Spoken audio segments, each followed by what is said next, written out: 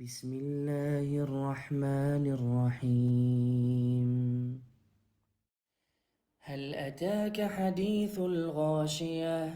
وجوه يومئذ خاشعة عاملة ناصبة تصلى نارا حامية تسقى من عين آنية ليس لهم طعام إلا من ضريع لا يسمن ولا يغني من جوع وجوه يومئذ ناعمة لسعيها راضية في جنة عالية لا تسمع فيها لاغية فيها عين جارية فيها سرر مرفوعة وأكواب موضوعة ونمارق مصفوفة وزرابي مبثوثة أفلا ينظرون إلى الإبل كيف خلقت وإلى السماء